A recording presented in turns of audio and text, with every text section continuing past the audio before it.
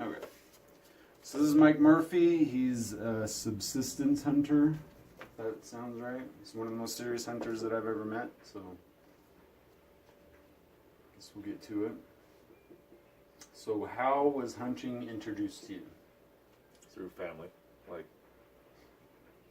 Like you come just from like my- a long line of hunters? yeah, Or? my uncles, my family that grew up in Montana, they basically did it for income. They were farmers, so they, or not income, but for, hey, we've got to go hunting so we can get fill the freezer. So then they taught my dad, my uncle, my dad's brother.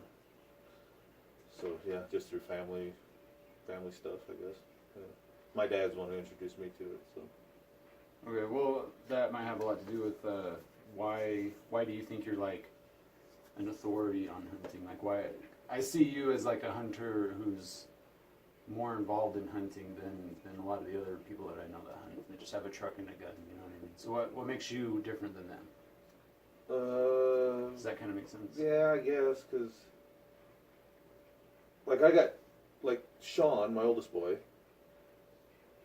He can bow hunt because my youngest boy is running cross country, so that's why I took them 2 weeks off. I had to take one bow hunting, one bow hunting's over, so he does rifle hunting. So basically, there's 2 weeks that I take off, and when I was a kid, we took 1 week off, and that's what you lived for. My dad took that week off of vacation in March, and so we basically lived for that week. So we, if my dad worked a little bit of overtime, what do we need? We need anything for hunting? Hey, we probably got to let's get some more knives. You know, another knife. Let's get a really nice bone saw. Let's do. So you kind of plan for it the whole year. You know, so that's kind of why you're authoritative. You know what you're talking about because it's not like, hey, go down and buy a deer tag and let's go hunting on Saturday. Right, yeah. You know, we plan this shit out the whole year. I mean, we talk about it 3 nights, 4 nights a week at dinner or whatever. Hey, what do you want to do next year for hunting? Let's do this. Let's Really? do this. Like all year? Oh yeah. Oh, wow. Let's do this. Let's do that. Well, if we're gonna do that, then we need to let's get this. We probably have to take another horse with us. Let's take another pack mule with us if we're gonna do that or something like that. So yeah, you basically talk about it all the time. So you might already covered this too, but why is hunting important to you? And then also like why do you feel like hunting is or should be important to like all of society? Or do you know things like conservation, how like your hunting tag goes to like the elk refuge or some stuff like that? Yeah. So how do you feel like hunting is important in all of those aspects? I don't. Not. Let's see. You don't hunt. I don't think anybody else in the store hunts. So it's not like the populace that hunts pretty much self-sustains what needs to be done. So when we go elk hunting, in our area, it has a feed ground on it.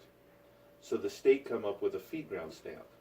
So but if you hunt in an area that has a elk feed ground on it, you have to buy a stamp to hunt in there, and that goes to supply food for the elk that come down in the wintertime for the feed ground.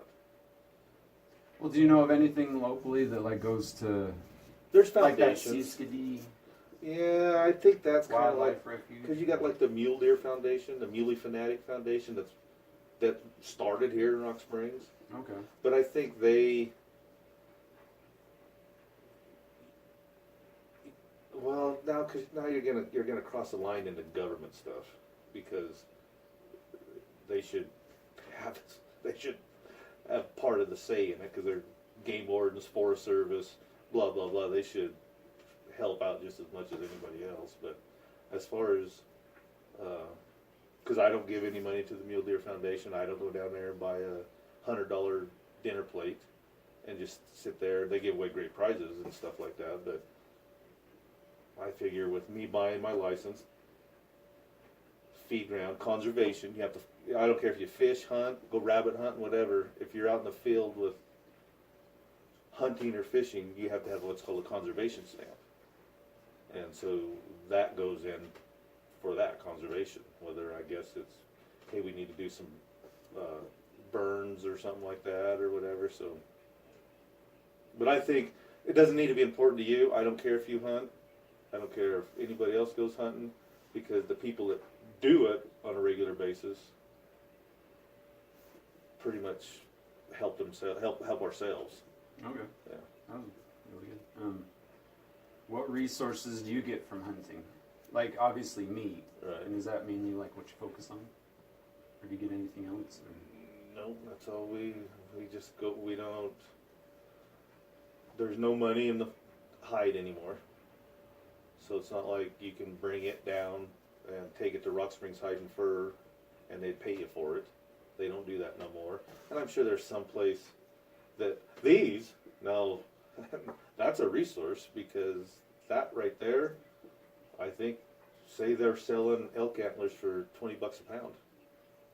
Well, that's, I don't know, say it's 15 pounds. Well, do the math, you know. That's why there's actually shed hunters out there. If this fell off, because an elk, deer, moose, they lose these every year, and it's called shedding your antlers. Well, at a certain day, I think it's March 1st or April 1st or something, you can actually go out in the hills, and it's called shed hunting. And you pick up the antlers and people sell them for money. So there is a resource besides just what we do, but we just take the meat. And then this is just a novelty, I guess you would call it. And does that kind of go the same for like the circle of hunters that you know of? None of them collect hides or bones or teeth or something like that? I know people who barely hunt, but they go shed hunting every year. They'll have a garage full, and they'll call the guy and say, hey, I live right here, come make me an offer, let's weigh it, and then he buys them from them. But that's all they do. But so this is a resource, we just don't utilize it. This is going to be hung on the barn wall here pretty soon, in the tack room, so. Yeah. Okay, what are the most important things you need in hunting? Like for example, your horses. So what are some of the big tools and stuff that you use? Well, I guess your You can start with your horses, maybe that'll be trailer, or truck, trailer, the horses and mules, all the tack that is involved with that. So riding saddles, pack saddles, there's accessories that you need. That list goes on and on and on forever. And then, of course, your weapons, knives, safety equipment. This is safety equipment. This is what, when he killed this elk, we tied these to trees and made a trail out, and it's called flagging. So you walk back in to get your elk and everything. So they're just safety materials, clothing. Go up there in a t-shirt. You got insulated stuff and everything. But for our part, truck, trailer, and horses, if you got that, you're pretty much, for us, we're pretty much there. Then it's just buying groceries and things like that. So